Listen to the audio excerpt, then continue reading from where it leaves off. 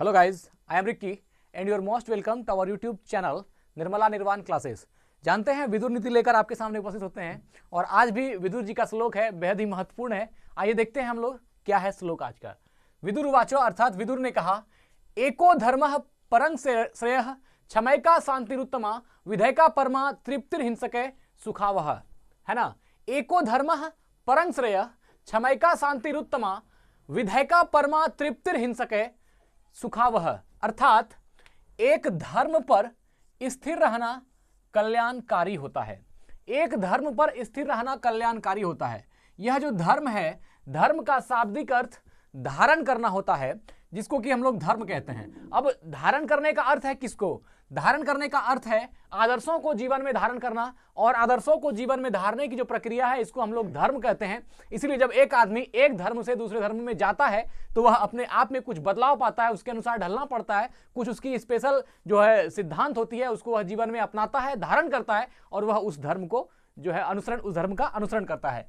तो एक धर्म पर स्थिर रहना कल्याणकारी होता है। अब आदर्शों को जीवन में धारण करना, अब आदर्शों की बात होती है तो आदर्श की बात तभी होती है जब कोई बातें स्पिरिचुअल होती है। अर्थात यह जो मेटेरियलिस्टिक है, जो भौतिकवादिता है, इससे हट करके, जिसको पराविद्या में एक छल कहा गया है, इससे हट करके आप जो नैसर्गिक है, जो ट्रूथ है, उसके बेसिस पर जो ट्रूथ की, जो एक आत्मा की, जो स्पिरिचुअलिटी की जो ट्रूथ है, जो उसकी अपनी मीमांसा है, उसके अनुसार जीवन यापन करना आदर्श है। अर्थात अगर दैहिक रूप से हम देखें तो कोई किसी चीज को जीना वह टफ होता है। जैसे मान लीजिए कि धन दौलत का दिखना, यह आपका मेटेरियलिस्टिक वर्ल्ड का एक गुण है, तो आप अगर उसको स्पिरिचुअल में देखते हैं तो वहां पर आपका भावनात्मक विकास जो है, जो अपने आप में एक आदर्श, जो एक आदर्शवादिता जिसको कह सकते हैं क्या होना चाहिए और क्या नहीं होना चाहिए, यह जो लकीर तय करती है वह आदर्शों से तय होती है और उसका अनुसरण ही धर्म कहलाता है। तो एक धर्म पर स्थिर रहना कल्याणकारी होता है, ऐसा विदुर जी ने कहा।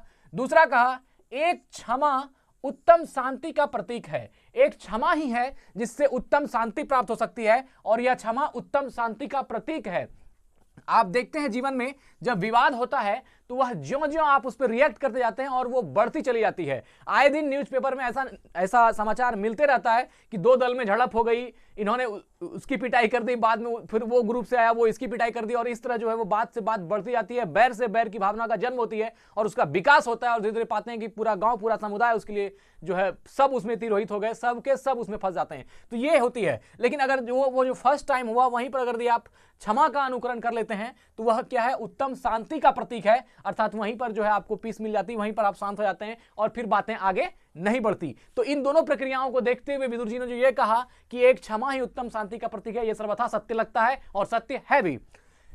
और है विधेयका परमा तृप्तिर्हिंसैका सुखावह, और एक विद्या तृप्ति का कारण है। एक विद्या ही है जो आपको तृप्त कर सकता है। धन दौलत या वासना, भोग विलास कोई भी आदमी को तृप्त नहीं कर सकता। और ऐसा कहा जाता है कि भोग विलास में जितना ही आप रमते हैं उतना ही आप रमते जाते हैं, वो खाई उतनी ही गहरी होती जाती है जितना आप उसमें डूबते जाते हैं। तो यह यहां पर विद्या को तृप्ति का कारण माना विदुर जी ने कि अगर आप विद्या की ओर अग्रसर होते हैं, विद्या की तरफ बढ़ते हैं, तो फिर आपको तृप्ति भी मिलती जाएगी। और तृप्ति का जो कारण है, जो रीजन है, वह विद्या है, और तृप्ति का नहीं होना वह अविद्या का कारण है कि आदमी तृप्त नहीं है, वह जो है भौतिकवाद में भटकता है। इसके कारण क्या होती है? वहां पर तृप्ति नहीं होती। अगर तृप्ति चाहते हैं तो उसके रीजन अर्थात विद्या को पकड़ना पड़ेगा। विद्या का अर्थ यहाँ पराविद्या से है। यह आत्मिक चिंतन की जो वेधशाला है, उसकी जो ज्ञान आप धारण करते हैं, उसको यहाँ विद्या कहा गया है। तो और एक विद्या है जो तृप्ति का कारण है।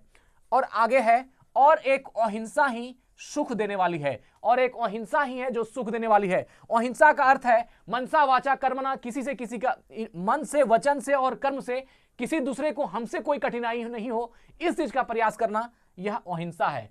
यह मूल रूप से जो अहिंसा का मतलब हम समझते हैं खून खराबा ना हो, तो वो अहिंसा है। लेकिन यह हर तल पर है, मानसिकता के तल पर है, भावनात्मक तल पर है और जो शारीरिक तल पर है। तो ये तीनों में मनसा वाचा कर्मणा, किसी का अपने से किसी को तकलीफ ना हो, इस चीज का ख्याल रखना, ये अहिंसा है। और यह अहिंसा ही लास्टली जो है सुख देने वाली है, अर्थात इसी से सुख की प्राप्ति होती है। आप देखेंगे दिगंबर जैन मंदिर, बौद्ध धर्म में भी आपको यह मिलता है कि वो एक मोर पंख लेकर के चलते हैं। वो जहां बैठते हैं वहां पर पहले झाड़ू मार देते हैं, फिर बैठ जाते हैं, ताकि उनसे कोई जीव जंतु जो है, किसी को कोई तकलीफ ना हो, कोई दब ना जाए, उनसे कुछ मर ना जाए। बहुत से जैन धर्मावलंबी लोग तो ऐसे हैं जो मुंह पर हमेशा मास्क की तरह की एक सफेद पट्टी धारण किए रहते हैं। उनका मानना है कि जो हम जो बोलते हैं इस साउंड से वातावरण में जो फैली हुई जीव जंतु है उसको क्षति पहुंचती है और उनका नाश होता है। इसलिए वो हिंसक ना हो, वो हिंसा के पात्र ना बने, इसलिए मुंह पर वैसी पट्टी लगा लेते हैं और वो जो है अहिंसा व्रत का पालन करते हैं। तो और एक अहिंसा ही सुख देने वाली होती है। तो एक बार देख लेते हैं, एक धर्म पर स्थिर रहना कल्याणकारी होता है, एक क्षमा उत्तम शांति का प्रतीक है, और एक विद्या तृप्ति का कारण है, और एक अहिंसा ही सुख देने वाली होती है। धन्यवाद, मिलते हैं अगले श्लोक के साथ। Thank you.